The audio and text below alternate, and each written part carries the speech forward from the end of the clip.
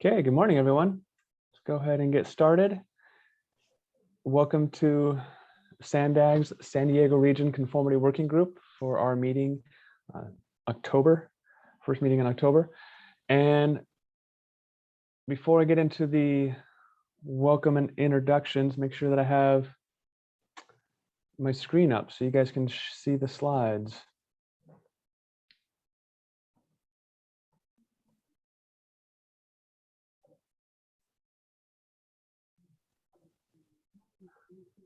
All right, so I'm hoping that platform is playing nice this morning and that you're able to see the entry slide for Conformity Working Group. I see some heads nodding. Thank you, Don. Yes. Mm-hmm. Thank you, Elisa. Wonderful. All right, so welcome to the October 6th meeting for the Conformity Working Group. We'll go ahead and get today's kicked off. You should have seen a notice that the meeting is being recorded. The recordings are posted to SANDAG's webpage for reference for the future if we need to look back and see what was discussed, and also for transparency so the public, if they're not able to attend this meeting, they can also always look back at the records of our meetings. So advancing into our second slide, we have SANDAG's commitment to equity, which includes the development of an equity action plan. This statement, along with SANDAG's vision and mission statements, can be found on the second page of today's agenda. Actually, it's on all of our agendas if you're ever curious and want to see those. Welcome and introductions. I'm going to do my attempt to look through and see and read off who's here based on the full list of attendees. If I can attempt to run through that, and I need to promote a few more people.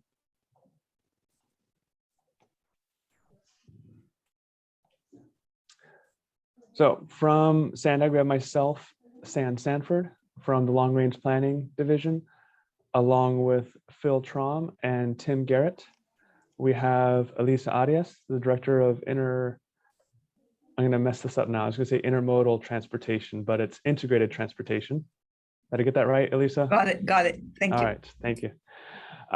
From Programming Division, we have Sue Alpert, Richard Radcliffe, and Don Vitesse. That's from SANDAG Programming. We have Danielle Coachman from SANDAG Mobility and Innovation. Looking to see if there's others from, I think I got everybody at SANDAG. We have Rusty Weissman from FTA, Joseph Vaughn from Federal Highways, Stephanie Parent and Kevin Henderwan from CARB, Lucas Sanchez, Jacqueline Cars, and Ami Mohai from Caltrans headquarters, Abjit Badge from Caltrans Programming Division, and Nick Cormier from APCD. There's a lot today, so I am guessing I missed somebody. So if I missed you, can you please speak up and remind me?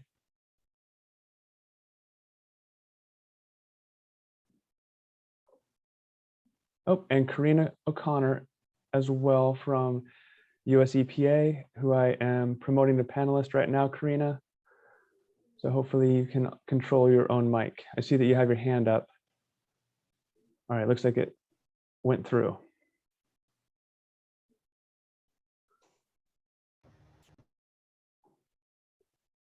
All right. Well, if I missed anybody and you want to speak up later, please let me know. Also, as others join, if they're joining in a little bit late in the meeting, I will be monitoring this as best I can to announce their attendance as well, and also to record that for the meeting minutes. So with that, I'll go ahead and jump to slide number 2.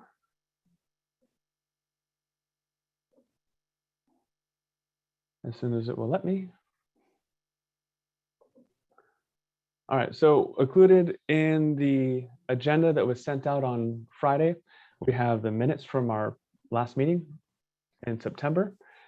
For this group, essentially, although it does say approval of meeting minutes. We just look at them for review to see, for consistency's sake, if there's any corrections that need to be made, any inaccuracies that need to be corrected. Are there any comments regarding the minutes from the September meeting of the CWG?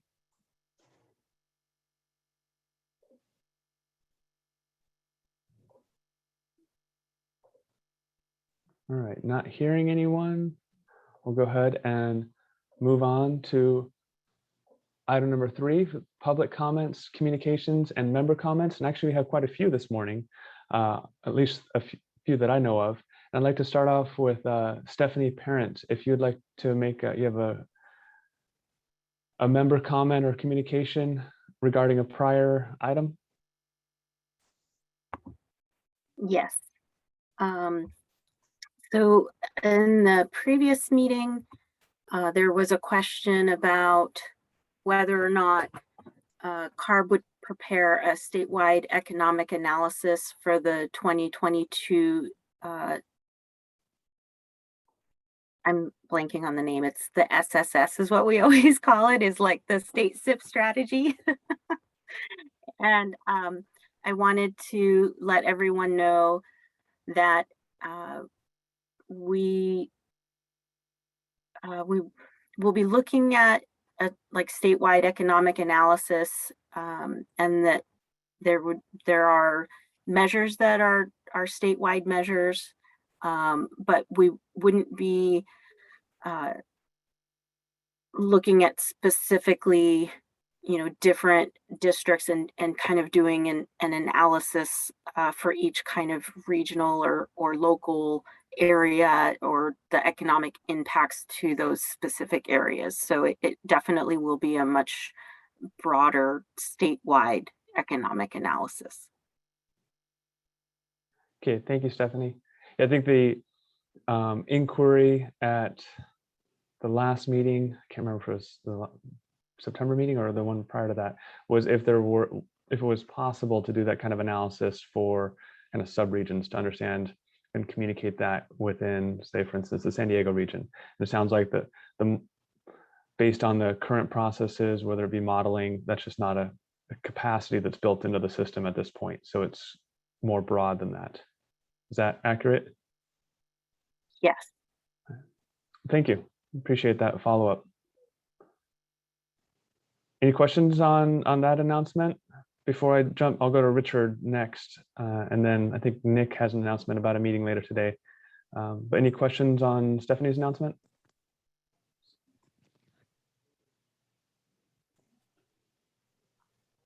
Okay. All right, Richard, let's go to you. Thanks, Sam. So good morning, everyone. I just wanted to provide a brief announcement on some things we're working on. We're currently working on an air quality conformity RTIP amendment, amendment number 6, to bring the TIP in line with the regional plan. We're planning to release amendment 6 for public comment, the draft of amendment 6, on October 19th. So please be on the lookout for that and review when you can. There are no new projects in amendment 6, and it is consistent with what you've been seeing in the conformity documentation for the regional plan. The last thing I want to mention is that we'll likely be bringing a draft schedule for the 2023 RTIP update to the next CWG meeting in November. That does it for my updates. If there aren't any questions, I can turn it back over to Sam. Thank you, Richard. Any questions for Richard on RTIP items?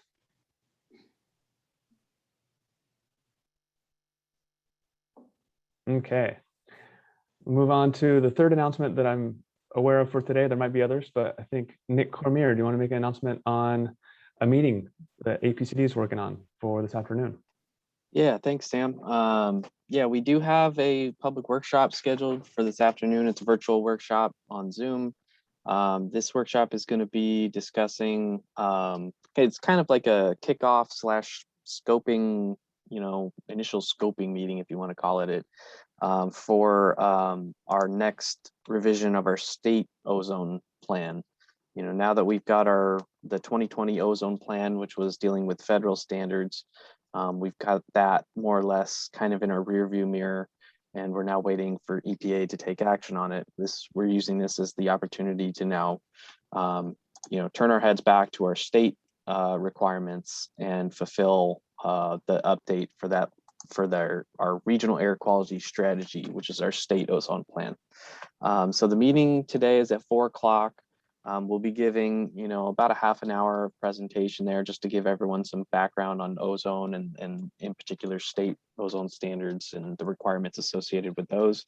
But then we're going to be turning it over largely to the public and the people on the line to provide their ideas to either concepts that we could potentially take to further reduce ozone pollution in the region, or to improve the RACS document that we produce to make it a more understandable, more readable, more user-friendly document than it's been in the past. So just wanted to put that out there. I'll post a link to the workshop notice in the chat here so everyone can have that and have the link in case they need it. But that meeting today again will be at 4 o'clock, and anybody's welcome to attend. I'm happy to take any questions if there are any. Otherwise, we'll look forward maybe to seeing you this afternoon. Thank you, Nick. Any questions on APCD's workshop this afternoon?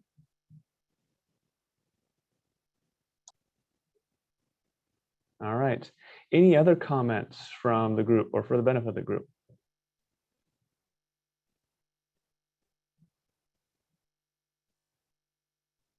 Okay.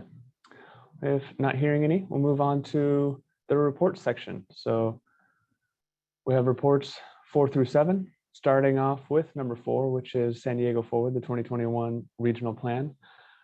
3 parts to this. I'll cover the first 2, and then I'm going to turn it over to Don Vitesse and Danielle Coachman to help cover part C on the revenue forecast. But just as a little bit of background, on September 24th, SANDAG sent the revised draft conformity documentation for the 2021 regional plan to the CWG for 30-day review and comment period following the interagency consultation procedures. So please provide any comments you may have, any feedback you may have by October 25th. And those can just be sent directly to me. You can simply reply to the email that included the attachment. For today, we wanted to provide updates on 3 of the conformity criteria listed on the slide, starting with the public involvement process. So back in late May 28th, the draft 2021 regional plan, including the draft air quality conformity analysis and the sustainable community strategies, was released for public review and comments. And that comment period ran through August 6th. The public and agencies were invited to provide input via an online comment tool, both in English and Spanish, email, letters, voicemail, and of course in person. We held 2 public hearings on the draft 2021 regional plan and its conformity determination, one on July 16th and one on July 23rd. And there was also 6 workshops where we collected public comments. So the comments and the responses will be included in the public involvement plan appendix, or the appendix to the regional plan. And there will be a SANDAG board meeting where they'll receive a presentation on the comments on October 29th. In all, we have, when you take the comments, we usually bracket them down to more discrete sections. We have about 1,400, almost 1,500 comments from almost 1,300 commenters. So individuals or individual agencies that provided comments. So quite a bit. It was a very successful process on the public involvement piece. So that's covering letter A. I wanted to pause to see if we have any comments or questions on that before I move on to part B.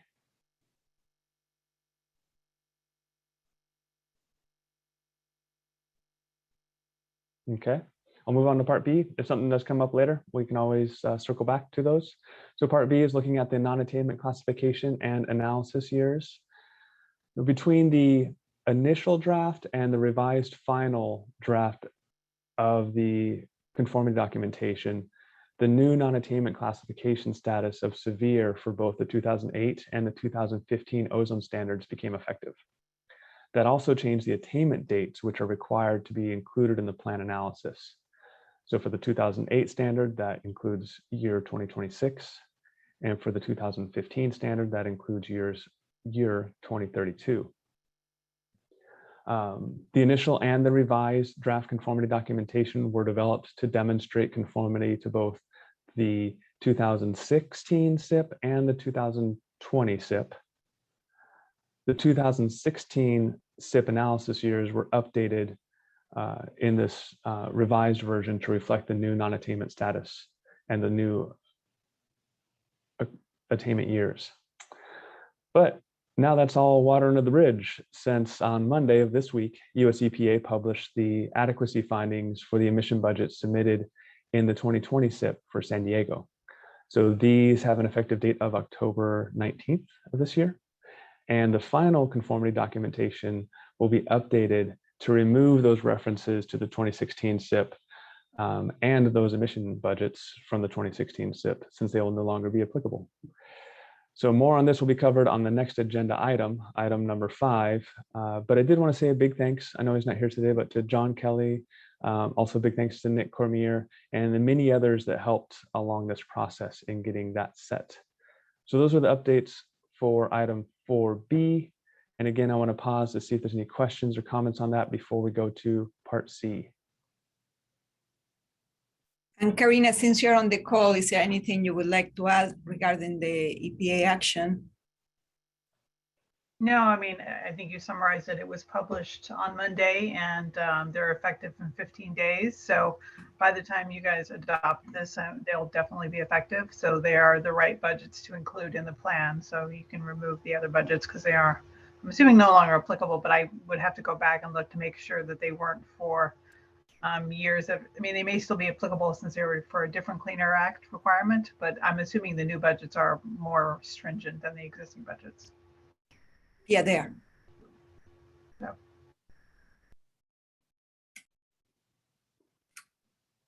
Thank you, Karina. Any other comments?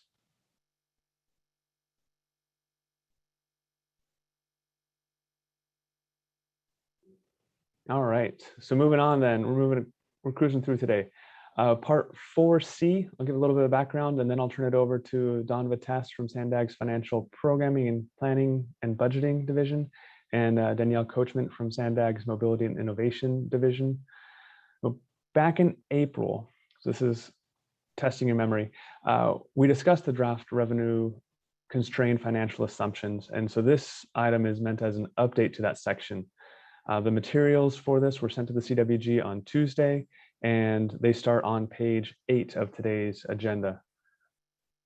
So with that, I'll turn it over to Dawn and Danielle. Hi, thanks, Sam.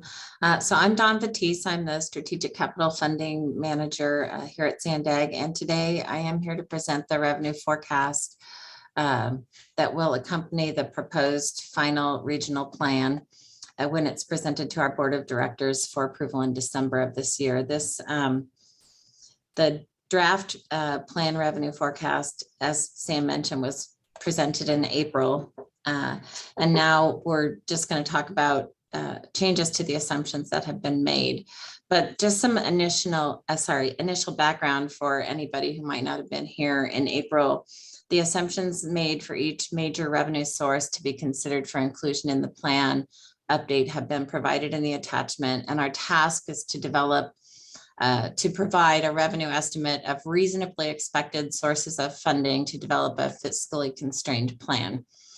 So our approach looked at existing and new revenues. With existing revenues, that includes all sources that are currently existing, growing at reasonable rates over time. The category of existing resources also includes assumptions for the continuation, renewal, or extension of existing sources based on long-term historical experience of legislation. So existing revenues are revenues that currently exist, like Transnet, state and federal formula funds, and funding sources which flow directly to member and partner agencies, including the developer impact fees, gas taxes, passenger fares, highway maintenance dollars, and so forth. The continuation of revenues, for example, a reauthorization of federal transportation bills, state transportation measures, or the extension of the Transnet beyond its sunset date of 2048 are also included. In terms of new revenues, a number of new revenue streams are included in the 2021 plan. And these are revenue sources that don't currently exist, but we have reason to believe that policy and legislation is heading in that direction over the life of the plan. And as a reminder, our plan goes out all the way to 2050. So examples of these types of sources are a future regional sales tax measure and a future state and federal legislation to augment transportation infrastructure programs. And the takeaway here is that our region continues to rely heavily on local sources of revenue, and our region's success in providing local sources of transportation funding also increases our ability to secure federal and state funding that requires local contribution, by leveraging those local dollars. So we're providing a list and description of all the revenue sources contained in the plan. So what the attachment has on pages 1 through 6 are the local sources. Pages 6 through 10 are the state sources. The federal sources are found on pages 11 through 14, and all the new sources are on pages 14 through 17. So you can review in this attachment also all the staff assumptions in terms of the total revenue through 2050, as well as the assumed growth rate. The total revenue is about $174 billion. So what assumptions changed between the draft and the final plan? We updated the schedule of when new revenue sources would be starting. So in the draft plan, we assumed all of the new revenue, except for state housing revenue, would start in 2026. But between the draft and final, we took a more realistic approach, since not every new source is going to start in the same year. So it's reasonable to assume each of the revenue streams, but we revised our assumptions on the timing. In the final proposed revenue plan, we're assuming a regional half-cent sales tax measure would start following the 2022 election.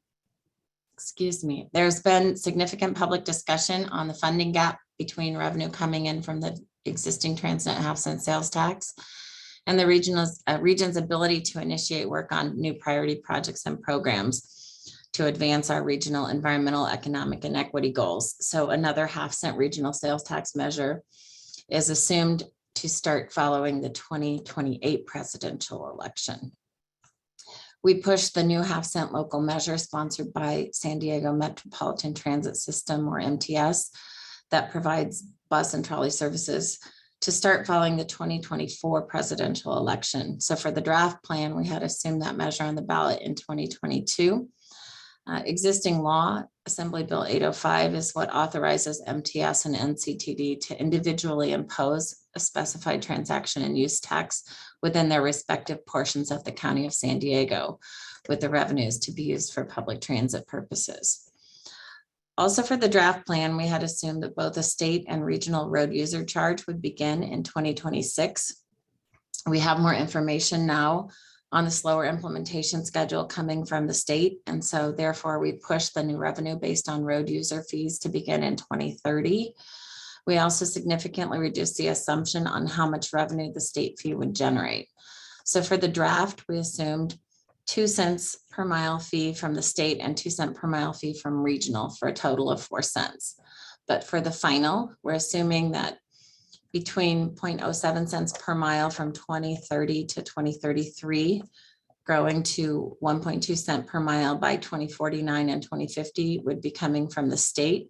And then the remainder would be coming from the regional charge. The total amount charged is still assumed to be 4 cents per mile. We also updated our vehicle miles traveled, which now begin to reduce in 2040.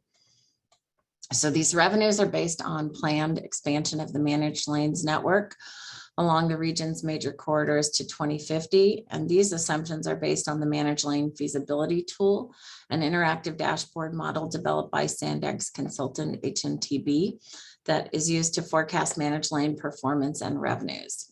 It's been used by agencies around the country to inform implementation of their managed lanes projects, phasing, and development of associated operational policies. And we believe this new methodology to be more reasonable in the revenue estimation. For the final plan, we assume bonding capacity for the regional sales tax measures starting in 2023 and 2029. And we are bonding outer year revenues into the initial and middle phase years. In addition to the revenue being available for projects earlier, we have also included the debt service cost So the amount of revenue available for projects is less than if we assumed revenues on a pay-go basis. Finally, we updated our assumptions for the region's ability to leverage the measure revenue. So historically, Transnet Capital has been able to leverage one Transnet dollar for every $2.41 of outside funding. So for the plan, we aligned our leveraging capability to align with historical experience. In the draft plan, the leveraging was dollar for dollar, but in the final plan, it's $1 to $2, so it's a 1-to-2 ratio. So to sum this up, we've made these changes between draft and final to more align with what we expect to happen for the region's existing and new revenue streams. And also in order to be consistent with the RTIP, we kept the short-term forecast growth rate conservative, mostly in the 2 to 3% range. And outside the programming period, the growth rate does tend to be a little higher in order to reflect longer-term anticipated growth rates. We believe the assumed revenues and growth rates are reasonable and consistent with prior experience. And that concludes the presentation. Danielle and I are here to answer any questions you may have.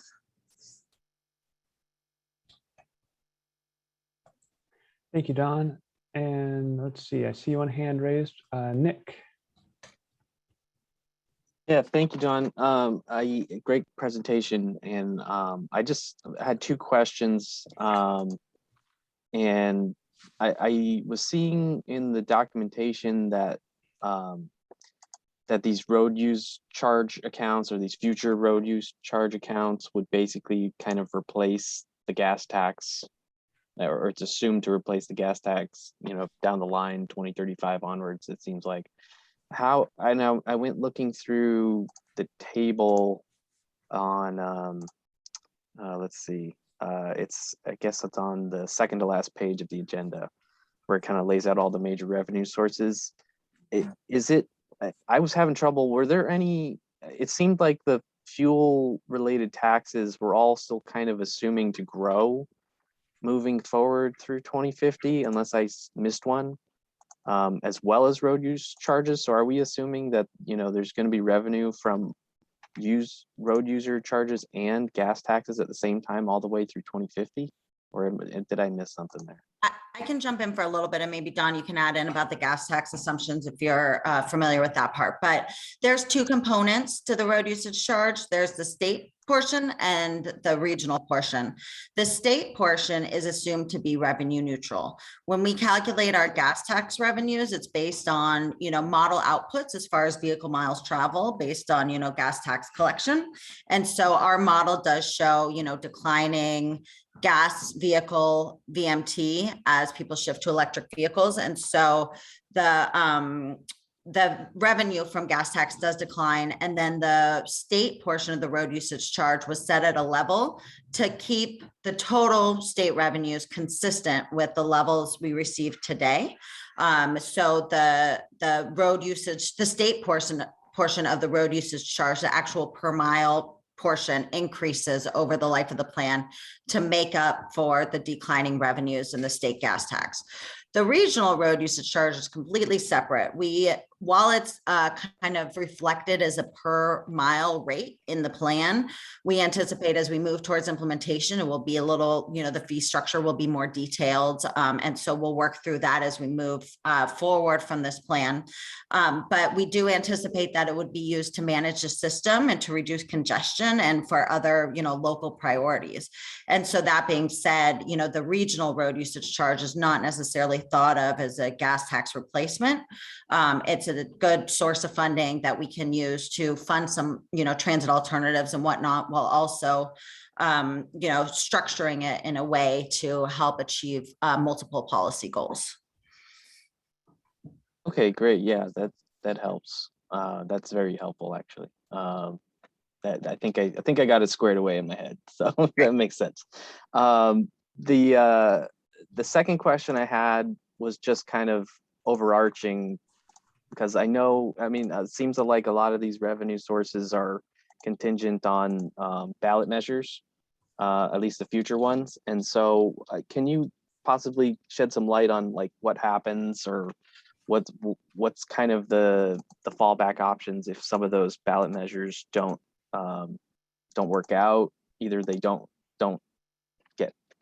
get on the ballot at all, or perhaps they get voted down. And I can start to take this, and I don't know if Elisa will want to help me, but historically, most, the last several regional plans here have assumed ballot measures. And so should something, not materialize, the regional plan does get updated regularly, on a regular cycle to address those. So we had a ballot measure in our last plan that didn't pass, and that is not, obviously, we don't start anticipating use of the funding generally until outside the initial period. So we have time to react and to make adjustments to the next plan. But Elisa, do you want to elaborate any more? No, what you're saying, John, is correct. We basically, have a history of having passed the Transnet sales tax and then the extension. And we did have a measure that achieved about 58% rate in 2016. With the supermajority, it's becoming really complicated to pass sales tax measures. But, we do have a history of having passed measures before. And as Don mentioned, is something that we can either amend the RTP if there's a project that is dependent on those funding sources, or catch up the revenue forecast in the following plan, which would be adopted in 2025, but we will start working on it at least 2 years ahead of time. So it's a process that, continuously update the revenue forecast. And sometimes, we found that there are sources that we hadn't anticipated that do materialize, with the infrastructure bills or stimulus programs. So it's a game of opportunity also in terms of being able to seek funding sources as they become available and maintain our assumptions as we move forward with our planning process. Great, thank you all. That's very helpful. Makes a lot of sense. Thank you. Thank you, Nick, for those questions. Anyone else? Questions or comments on any of the items for agenda item 4?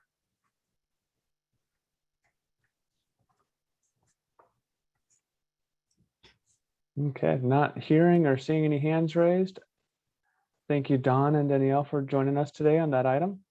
We'll move along to one of our recurring items, and this is the 2020 Ozone SIP plan update. And hopefully, Nick, I didn't take too much wind out of your sails as far as the exciting announcements this week, but there's still more to come. So I'll turn it over to you, Nick. No worries, Sam. And actually, you pretty much covered what I was going to cover today, but that's fine. It's a good news item, and I didn't really have much else to talk about. So just to kind of reiterate again, we were happy to see those budgets found adequate in the Federal Register this week by EPA. I do want to express my gratitude for EPA and for getting that out,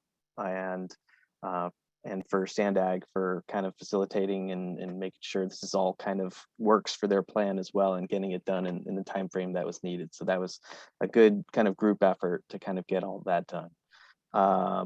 And the only note I was going to add was, in case, I think Sam might have sent the link out in the email, but it's 86 FR 54692, in case anybody wants the Federal Register reference to that action. But that was really the only thing I had to share today on Ozone SIP implementation. Not a whole lot going on and in the on the federal side of things, but I'm happy to answer any questions if there are any. Thank you, Nick. Any questions on item number 5? If not, thank you very much. Well, thank you, Nick. And I guess on this one, we'll probably continue to keep it on the agenda for the future CWG meetings, just pending as we hear more back from US EPA on what their actions may be with the 2020 SIP. beyond that, just of the budget's adequacy determination. Yeah, we'll kind of, if I hear things coming along the line, either through John or other folks at EPA, I'll definitely bring that to your attention so we can keep it on the radar for future meetings as they arise. But right now we're kind of in a period where EPA is more or less reviewing all the elements of the plan.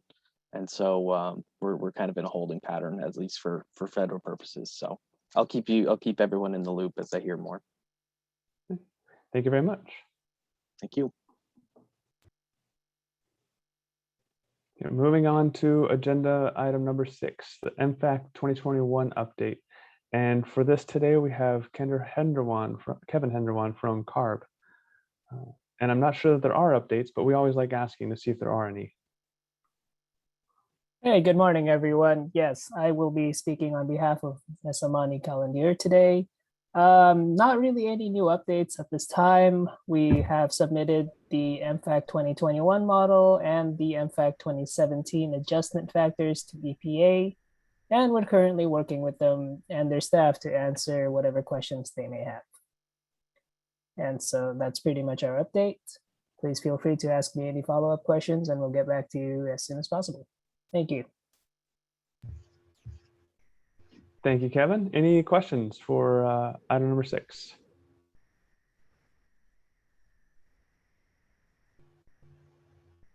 All right, not hearing any, not seeing any hands raised. We will go to our last report item, which is number 7, the reconsideration of safe vehicle rules part 1.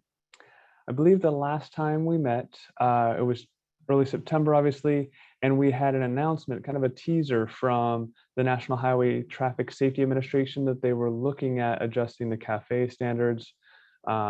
Since then, they have now published a notice of proposed rulemaking in the Federal Register that came out on September 3rd. And in that, they proposed the new CAFE standards for model year 2024 to 2026 passenger car and light trucks. So that 200 and something page document was included as a link in the agenda, and also it's on the meeting page for today's meeting if you want to look through that. But this does have the specifics about what fuel efficiencies they are looking at for these particular model years, and also the comment period and how to go through that comment process. So I invite others that are interested, want to understand that process better, to check that out, and provide those comments, or if there's anything else from this group that members might have, any updates on this or thoughts that they'd want to share with the CWG.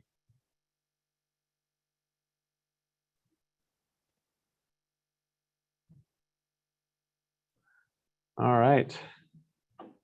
Well, with that, I'll move on to item 8, which is upcoming meetings. And we do have our next conformity working group meeting is set for November 3rd, 2021. Again, same time, same place. And there's no other comments or questions. I'd like to thank everybody for your time and look forward to seeing you in October, or excuse me, November. Thanks, Sam. Thank you, Sam. Thanks, everybody. Thanks. Thank you.